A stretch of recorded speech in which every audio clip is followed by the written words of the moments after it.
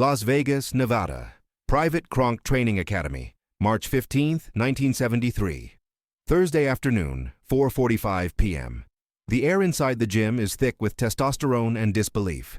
8 men form an irregular semicircle around a professional 90-kilogram punching bag. Mike Tyson, 18 years old, 178 centimeters tall, 99 kilograms of explosive muscle and concentrated fury. The youngest and most terrifying man in amateur boxing. A prodigy who knocks out opponents in the first round. A kid from Brooklyn with fists that sound like shotgun blasts when they hit flesh. He is standing next to the punching bag, shirtless, sweating, hands wrapped, but no gloves. His trainer Cus D'Amato is beside him, along with 6 other boxers from the gym. All professionals or semi-professionals. All witnesses to what is about to happen. On the other side of the gym, near the entrance door, Bruce Lee observes in silence. 1.72 meters, 61 kilograms. He is wearing a simple black t-shirt and training pants. His hands are loose at his sides. His expression is neutral, but his eyes are assessing everything. Assessing distances, angles, the weight distribution of every person in the room.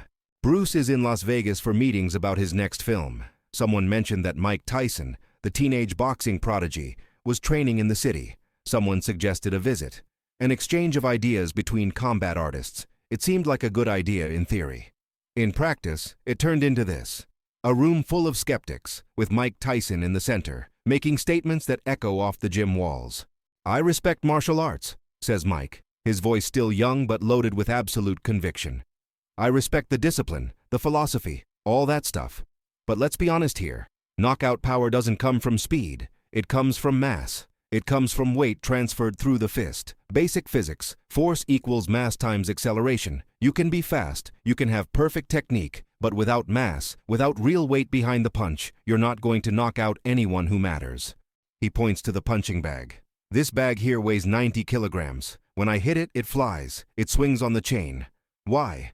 Because I weigh 99 kilograms and I put every gram of that into my fist. It's physics, not arrogance, it's reality." Mike looks directly at Bruce. "You're fast. Everyone says that. You could probably hit me 5 times before I blink. But hitting and hurting are different things. Hitting and knocking out are different worlds. No offense, but you're 61 kilograms soaking wet. You don't have enough mass to generate real knockout power. You just don't." The gym falls silent. The other boxers exchange glances. This is getting tense.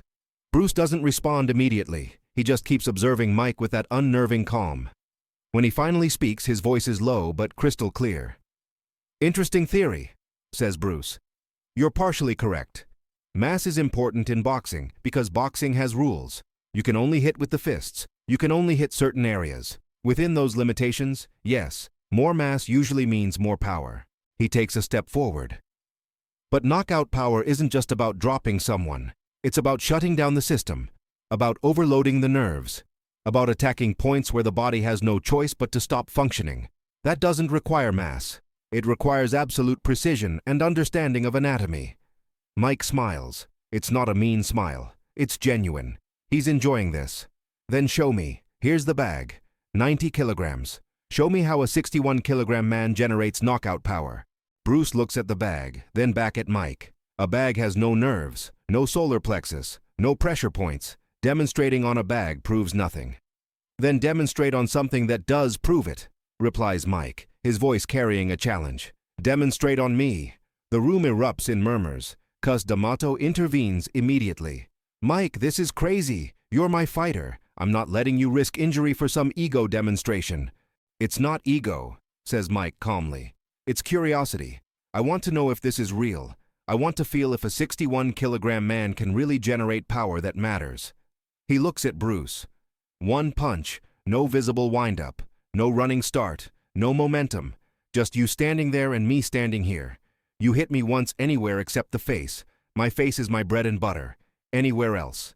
And we'll see if weight matters, or if you're right about this precision stuff. Bruce studies Mike for a long moment. "If I do this, you could get hurt. Seriously. I'm not talking bruises. I'm talking nerve damage that could last weeks." "I can take it," says Mike. "I've taken punches from 120-kilogram heavyweights. I've trained with men who could knock down walls. If you can really hurt me, that changes everything I know about fighting, and I need to know." Cuss tries to protest again, but Mike raises his hand. "It's my decision, Cuss. I need to know." He looks at Bruce. "So, do you accept or not?" Bruce takes a deep breath. He didn't want this. He didn't come here to prove anything, but now he's cornered. If he refuses, it confirms Mike's theory. If he accepts and fails, his reputation is destroyed. If he accepts and actually hurts Mike Tyson, the consequences could be severe. "One time," says Bruce finally. "One strike. You stand still. No blocking, no tensing. I need your body in a natural state for this to work properly." "Agreed," says Mike. He positions himself in the center of the open area of the gym.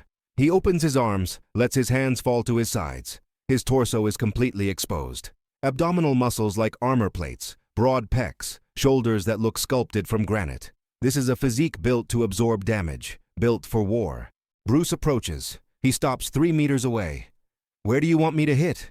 "Anywhere except the face," repeats Mike. "Choose where you think you can drop me." Bruce studies Mike's body, looks at the solar plexus, the floating ribs, the liver area, the sternum. Finally points to a spot just below the sternum, in the center of the trunk, where the solar plexus is located. "There, if I hit there with the correct technique, your diaphragm will temporarily stop functioning. You'll lose your air. You won't be able to breathe for a few seconds. It can be scary, but it's not permanent." "Perfect," says Mike. "Show me." Bruce gets closer. Now he's 1.5 meters away. The other boxers form a tighter circle. Everyone is watching. Everyone is waiting. The gym is in absolute silence except for the distant hum of the air conditioning and the occasional sound of someone shifting weight from one foot to the other. Bruce closes his eyes for a second, breathes. When he opens them again, there's something different in them. An intensity, a concentration that makes the air around him seem denser. Mike feels it. For the first time, a hint of doubt crosses his face, but he doesn't move. He holds the position, arms open, body exposed. Bruce takes a small step forward. 1/2 meter away now, his hands still at his sides. No wind-up, no obvious attack stance. He's just standing. 3 seconds of silence. 4, 5. The tension is unbearable. Someone in the room holds their breath. Then it happens. Bruce's right hand moves. It's not a traditional punch. No telegraphed hip rotation. No shoulder pullback. It's just pure movement. His hand travels from his side to the center of Mike's trunk in a straight line, covering 1/2 meter in a fraction of a second that the human eye can barely process. The sound is sharp, a crack, like a stick breaking, not the deep thud of a heavy boxing punch. It's something more precise, more penetrating. Bruce's fist hits Mike's solar plexus with surgical precision. It's not a push, not brute force spread over an area. It's force concentrated on a single point, like a needle-piercing tissue. The impact penetrates through the muscular wall, through the layer of protection that Mike's abdominal muscles provide, straight to the cluster of nerves underneath. Mike Tyson's body, the invincible boxing prodigy, the teenage knockout artist, freezes. His eyes widen, his mouth opens. He tries to draw air. He can't. There's no air. His diaphragm has gone into complete spasm. The muscle responsible for expanding his lungs has simply stopped responding to brain commands. The nerves were overloaded. The system was shut down. His knees buckle. It's not a dramatic fall. It's a collapse. He goes straight down, as if his legs had been disconnected. He's on the gym floor on his knees. His hands automatically go to his chest. He's trying to force air in, trying to make his lungs work again. His face shows panic. Not pain, but the primal terror of not being able to breathe. The room explodes into chaos. Cus D'Amato runs to Mike. "Breathe, kid. It's coming back. Just relax." The other boxers are around, some crouching, others just standing in shock. No one expected this. No one believed it was possible. Mike Tyson, who takes punches from heavyweights in training, who was built to absorb punishment, is on his knees, unable to breathe, dropped by a single strike from a man 38 kilograms lighter. 10 seconds. That's how long it takes. 10 seconds of agony. 10 seconds of Mike's body refusing to function. Then, slowly, painfully, his diaphragm starts to loosen. He sucks in an irregular, shallow breath. Then another. The air is coming back. His body is coming back online, but the psychological damage is done. Bruce is beside him, crouching. Breathe slowly. Don't force it. Let the diaphragm readjust naturally. It'll be sensitive for a few hours, but no permanent damage. Mike looks up. There are tears at the edges, not from emotional pain, but from the physical response of not being able to breathe. He looks at Bruce with something new in his eyes. Not fear, respect, admiration, understanding. "I was wrong," Mike manages to say, his voice hoarse. "Completely wrong." Bruce helps pull him up. Mike stands, unsteady, one hand still on his chest. Cuss is beside him, checking on him, still worried. But Mike gently pushes his trainer away. He extends his hand to Bruce. Bruce shakes it. "It's not about weight," says Mike, his voice getting stronger. "It never was about weight. It's about knowing where to hit, how to hit. You didn't hit me hard. You hit me with knowledge." "Exactly," says Bruce. "In boxing, you train to hit hard. In martial arts, we train to hit right. They're different philosophies. Neither is superior. They're just different." Mike nods, still processing. He looks at the other boxers around. "You guys saw that?" He barely moved. "I didn't even see the punch coming. And I'm on the floor. Me, who takes punches from 120-kilogram men." One of the boxers speaks up. "But Mike, you let him hit you. If you were defending—" "Doesn't matter," Mike interrupts. "Defending or not, that speed, that precision, he would have hit me anyway, and if he hits there in a real fight, it's over. No matter how much I weigh, no matter how strong I am. If I can't breathe, I can't fight." He looks at Bruce with new intensity. "Teach me. Not everything. I know you can't teach a lifetime in one afternoon. But teach me the basics. Where to hit. How to hit. I want to combine what I have with what you know." Bruce considers this. "I can show some principles, but it takes years to master. It's not something learned in one session." "I have time," says Mike. "And now I have motivation. You showed me there's a whole level of fighting I didn't understand. I want to understand."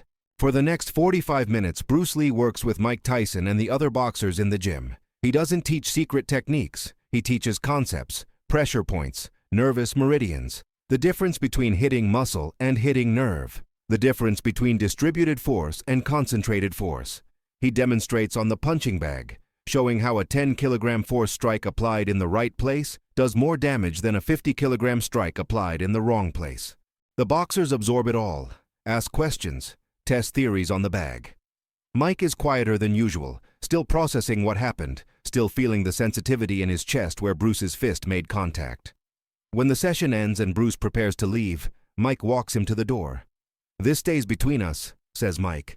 "I'm not going around telling everyone you dropped me. My reputation can't take that right now." "I understand," says Bruce. "I didn't seek this. You insisted." "I know," says Mike, "and I'm thankful for it. You taught me something today no boxing trainer could teach. You taught me humility, and you taught me there's always more to learn." They shake hands one last time. Bruce walks out into the late afternoon light of Las Vegas. Mike stays at the door, watching him go. He puts his hand to his chest, feels the sensitive area where the impact happened. Tomorrow it'll hurt more. Then it'll fade. But the lesson will stay forever. Mike Tyson will never tell this story publicly. Not in the 70s, not in the 80s when he becomes world champion, not in the decades after. It's a private memory, a private humiliation that turned into private education. But in intimate conversations, with trainers he trusts, with fighters he respects, he tells it. Tells about the day a 61-kilogram man changed everything he thought he knew about power. "Bruce Lee has no knockout power," Mike had said. 10 seconds later, on his knees on the gym floor, unable to breathe, his opinion changed. And it never changed back.